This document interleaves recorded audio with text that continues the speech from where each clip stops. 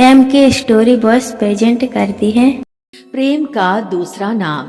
क्या हो पाई उन दोनों की शादी? लेखिका ज्योति गजभिये, प्राची चौबे की आवाज में। प्रेम का दूसरा नाम। दिया बाती कर अभी उठी ही थी कि सांझ के धुंधलके में दरवाजे पर एक छाया दिखी। इस वक्त कौन आया है यह सोचकर मैंने जोर से आवाज दी। कौन है? मैं, रोहित आंटी, बहुत गहरे स्वर में जवाब आया। रोहित और इस वक्त? अच्छा है जो पूर्वा के पापा घर पर नहीं हैं। यदि होते तो भारी मुश्किल हो जाती, क्योंकि रोहित को देखकर तो उनकी त्योरियां ही चढ़ जाती हैं। हाँ, भीतर आ जाओ बेटा। कहो कैसे आना हुआ? कुछ नहीं आंटी, सिर्फ यह शादी का कार्ड देने आया था। किसकी शादी है? मेरी ही है। कुछ शर्माते हुए वह बोला। अगले रविवार को शादी और सोमवार को रिसेप्शन है। आप और अंकल जरूर आना। आज तक हमेशा उसे शादी के लिए उत्साहित करने वाली मैं शादी का कार्ड हाथ में थामे मुंह बाए खड़ी थी। चलो आंटी, देर हो रही है, रोहित बोला। कई जगह कार्ड बांटने हैं। हाँ बेटा, बधाई हो। तुम शादी कर रहे हो? आएंगे, हम जरूर आएंगे, मैं जैसे अपने सपने से जागती हुई बोली। बहुत खुश होकर कहा था यह सब, पर ऐसा लगा कि रोहित मेरा अपना दामाद, मेरा अपना बेटा किसी और का हो रहा है। उस पर अब मेरा कोई हक नहीं रह जाएगा। रोहित हमारी ही गली का लड़का है और मेरी बेटी पूर्वा के साथ बचपन से स्कूल में पढ़ता था। पूर्वा की छोटी छोटी जरूरतों का ख्याल करता था, पेंसिल की नोक टूटने से लेकर उसे रास्ता पार कराने और उसका होमवर्क पूरा कराने तक। बचपन से ही रोहित का हमारे घर आना जाना था। बच्चों के बचपन की दोस्ती पर पूर्वा के पापा ने कभी कोई ध्यान नहीं दिया, लेकिन जैसे ही दोनों बच्चे जवानी की ओर कदम बढ़ाने लगे, वह रोहित को देखते ही नाक भौं चढ़ा लेते थे। रोहित और पूर्वा दोनों ही पापा की इस अचानक उपजी नाराजगी का कारण समझ नहीं पाते थे। पापा का व्यवहार पहले जैसा क्यों नहीं रहा, यह बात 12वीं तक जाते जाते वे अच्छी तरह से समझ गए थे, क्योंकि उनके दिल में फूटा हुआ प्रेम का नन्हा सा अंकुर अब विशाल वृक्ष बन चुका था। पापा को उनका साथ रहना क्यों नहीं अच्छा लगता है, इसका कारण वे समझ गए थे। छिपकर पूर्वा रोहित के घर जाकर नोट्स लाती थी और रोहित का तो घर के दरवाजे पर आना भी मना था। रोहित और पूर्वा ने एक दूसरे को इतना चाहा था कि सपने में भी किसी और की कल्पना करना उनके लिए मुमकिन न था। मेरे सामने ही दोनों का प्रेम फला फूला था। अब इस पर यूं बिजली गिरते देखकर वह मन महसूस कर रह जाती थी। एक और कारण से पूर्वा के पापा को रोहित पसंद नहीं था। वह कारण उसकी गरीबी थी। पिता साधारण सी प्राइवेट कंपनी में क्लर्क थे। घर में उनके एक छोटा सा भाई और एक बहन थी। 3 बच्चों का भरण पोषण, शिक्षा आदि कम आय में बड़ी मुश्किल से हो पाता था। इस कारण रोहित की माँ भी साड़ी में पीको फॉल जैसे छोटे छोटे काम करके घर खर्चों में पति का हाथ बटाती थी। हमारी कपड़ों की 2 बड़ी बड़ी दुकानें थीं। शहर के प्रतिष्ठित व्यापारी परिवार की इकलौती बेटी पूर्वा राजकुमारी की तरह रहती थी। रुई की तरह हल्के बादलों के नरम प्यार पर जब हकीकत की बिजली कड़कड़ाती है तो क्या होता है? आसमान का दिल फट जाता है और आंसुओं की बरसात शुरू हो जाती है। मैं कभी यह समझ नहीं पाई कि दुनिया बनाने वाले ने दुनिया बनाई और इसमें रहने वालों ने समाज बना दिया, जिसके नियम अनुसार पूर्वा रोहित के लिए नहीं बनी थी। तभी फोन की घंटी बजी। लंदन से पूर्वा का फोन था। फोन पर पूछ रही थी, मम्मी कैसी हो? यहाँ विवेक का काम ठीक चल रहा है। सोहम अब स्कूल जाने लगा है। तुम कब आओगी? पापा की तबीयत कैसी है? और भी जाने क्या क्या। मैं कहना चाह रही थी कि रोहित के बारे में नहीं पूछोगी?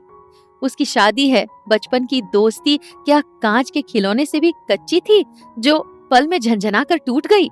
पर कुछ न कह सकी और न ही रोहित की शादी होने वाली है यह खुशखबरी उसे सुना सकी। दामाद विवेक के साथ बेटी पूर्वा खुश है।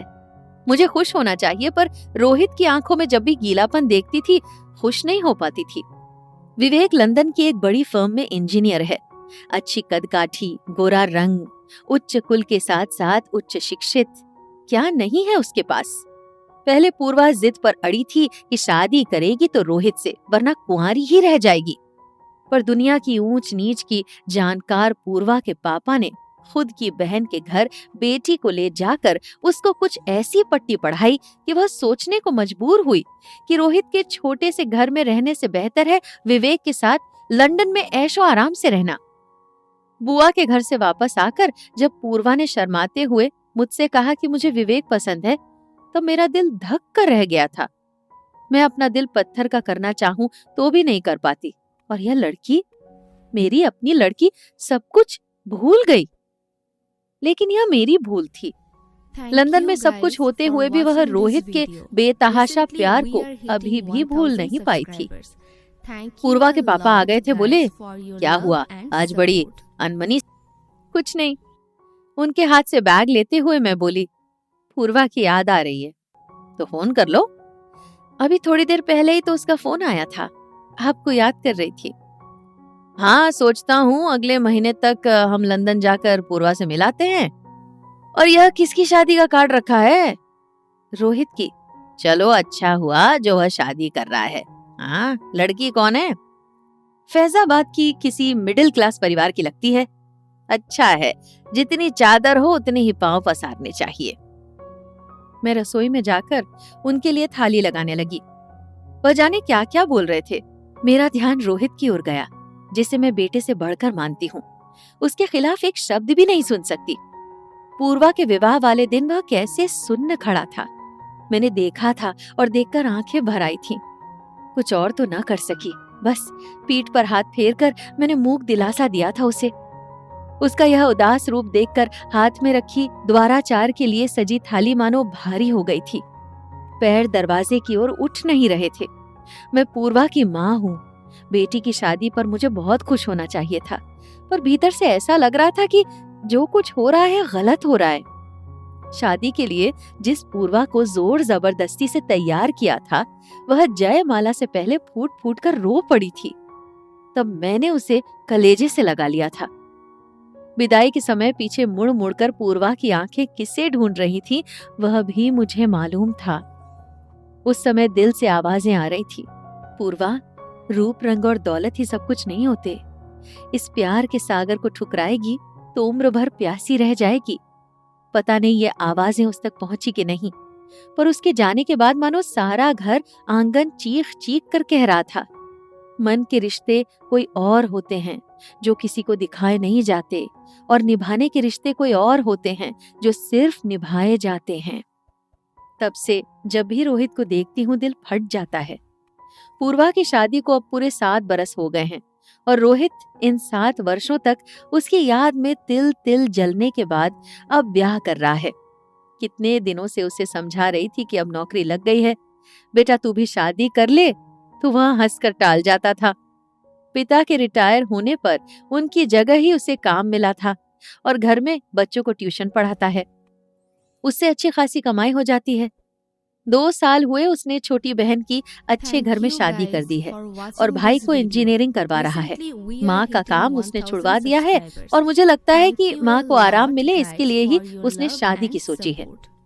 रोहित जैसा गुणी और आज्ञाकारी पुत्र इस जमाने में मिलना कठिन है। मेरे तो बेटा नहीं है, उसे ही बेटे के समान मानती थी। उसकी शादी फैजाबाद में थी, वहां जाना नहीं हो सकता था, इसलिए बहू की मुंह दिखाई और स्वागत समारोह में जाना मैंने उचित समझा। रोहित के लिए सुंदर रिस्ट वॉच और बहू के लिए साड़ी और झुमके खरीदे थे। बहुत खुशी थी अब मन में। इन 7 वर्षों के अंतराल में रिश्ते उलट पलट गए थे। रोहित जिसे मैं दामाद मानती थी, बेटा बन चुका था। अब मेरी बहू आ रही है, पता नहीं कैसी होगी वह। पगले ने फोटो तक नहीं दिखाई। स्वागत समारोह के उस भीड़ भड़के में रोहित ने पांव छूकर मुझे नमस्कार किया। उसकी देखा देखी अर्चना भी नीचे झुकने लगी, तो मैंने उसे बाहों में भर झुकने से मना किया। अर्चना सांवली थी, पर तीखे नैन नक्श के कारण भली लग रही थी। उपहार देते हुए मैं चंद पलों को उन्हें निहारती रह गई। परिचय कराते वक्त रोहित ने अर्चना से धीरे से कहा, ये पूर्वा के मम्मी पापा हैं। उस लड़की ने नमस्कार के लिए एक बार और हाथ जोड़ दिए। जहन में फौरन सवाल उभरा, क्या पूर्वा के बारे में सब कुछ रोहित ने उसे बता दिया है? मैं असमंजस में पड़ी खड़ी थी। तभी रोहित की माँ हाथ पकड़कर खाना खिलाने के लिए लिवा ले गई। अर्चना ने रोहित का घर खूब अच्छे से संभाल लिया था। अपनी सास को तो वह किसी काम को हाथ नहीं लगाने देती थी। कभी कभी मेरे पास आती तो पूर्वा के बारे में ही बातें करती रहती। न जाने कितने प्रकार के व्यंजन बनाने की विधियां मुझसे सीख कर गई और बड़े प्रयत्न पूर्वक कोई नया व्यंजन बनाकर कटोरा भर मेरे लिए ले आती थी। पूर्वा के पापा का ब्लड प्रेशर पिछले दिनों कुछ ज्यादा ही बढ़ गया था, अतः हमारा लंदन जाने का कार्यक्रम स्थगित हो चुका था। अब की सितंबर में पूर्वा आ रही थी। विवेक को छुट्टी नहीं थी। पूर्वा और सोहम दोनों ही आ रहे थे। जिस रोहित से पूर्वा लड़ती झगड़ती रहती थी, जिस पर अपना पूरा हक समझती थी, अब उसे किसी दूसरी लड़की के साथ देखकर उस पर क्या बीतेगी, मैं यही सोच रही थी। रोहित की शादी के बारे में मैंने उसे फोन पर बताया था। सुनकर उसने सिर्फ इतना कहा था कि चलो अच्छा हुआ, शादी कर ली, और कितने दिन अकेले रहता। अभी पूर्वा को आए 1 दिन ही बीता था। रोहित और अर्चना तैयार होकर कहीं जा रहे थे। मैंने पूर्वा को खिड़की पर बुलाया तो रोहित के बाजू में अर्चना को चलते देख मानो उसके दिल पर सांप लौट रहा था। मैंने कहा, वह देख, रोहित की पत्नी अर्चना। अर्चना को देखकर पूर्वा ने मुंह बनाकर कहा, इस काली कलूटी से ब्याह रचाया है। ऐसा नहीं बोलते, अर्चना बहुत बुरी लड़की है। मैंने उसे समझाते हुए कहा, जब रूप नहीं मिलता तभी गुणों के चर्चा किए जाते हैं। उपेक्षित स्वर में पूर्वा बोली, छोड़ यह सब, चल सोहम को नहलाकर खाना खिलाना है। मैंने उसका ध्यान इन सब बातों से हटाने के लिए कहा, पर अर्चना को देखने के बाद पूर्वा अनमनी सी हो गई थी। दोपहर को बोली, मम्मी मुझे रोहित से मिलना है। शाम 6 बजे के बाद जाना, तब तक वह ऑफिस से आ जाता है। हाँ, पर भूल कर भी अर्चना के सामने कुछ उल्टा सीधा ना कहना। नहीं मम्मी, पूर्वा मेरे गले में हाथ डालकर बोली, पागल समझा है मुझे। मैं, सोहम और पूर्वा शाम को रोहित के घर गए। गले में फंसी हुई आवाज के साथ पूर्वा उसे विवाह की बधाई दे पाई। रोहित ने कुछ देर को उसके और विवेक के बारे में पूछा, फिर सोहम के साथ खेलने लगा। इतने में अर्चना चाय नाश्ता बना लाई। मैं, अर्चना और रोहित की माँ बातें करने लगे। खेल खेल में सोहम ने रोहित की जेब से पर्स निकालकर जब हवा में उछाल दिया तो नोटों के साथ कुछ गिरा था। वह रोहित और पूर्वा के बचपन की तस्वीर थी, जिसमें दोनों साथ साथ खड़े थे। तस्वीर देखकर हम माँ बेटी भौचक्के रह गए, पर अर्चना ने पैसों के साथ वह तस्वीर भी वापस पर्स में रख दी और हंसकर कहा, पूर्वा दीदी, बचपन में कटे बालों में आप बहुत सुंदर दिखती थी। रोहित को देखकर तो मैं बहुत हंसती हूँ। इस ढीले ढाले हाफ पैंट में जोकर नजर आते हैं। बात आई गई हो गई, पर हम समझ चुके थे कि अर्चना पूर्वा के बारे में सब जानती है। पूर्वा जिस दिन लंदन भागी थी, अर्चना उपहार लेकर आई थी। लो दीदी, मेरी ओर से यह लो। आप रोहित का पहला प्यार हैं। मैं जानती हूँ वह अभी तक आपको नहीं भूले हैं। वह आपको बहुत चाहते हैं और मैं उन्हें बहुत चाहती हूँ। इसलिए वह जिसे चाहते हैं, मैं भी उसे बहुत चाहती हूँ। उसकी यह सोच पूर्वा की समझ से बाहर की थी। पूर्वा ने धीरे से थैंक यू कहा। आज तक रोहित पर अपना एकाधिकार जताने वाली पूर्वा समझ चुकी थी कि प्रेम का दूसरा नाम त्याग है। आज अर्चना के प्रेम के समक्ष उसे अपना प्रेम बौना लग रहा था। आपने सुनी ऑडिबल स्टूडियोज द्वारा निर्मित सरस सलिल पत्रिका की कहानी प्रेम का दूसरा नाम, क्या हो पाई उन दोनों की शादी।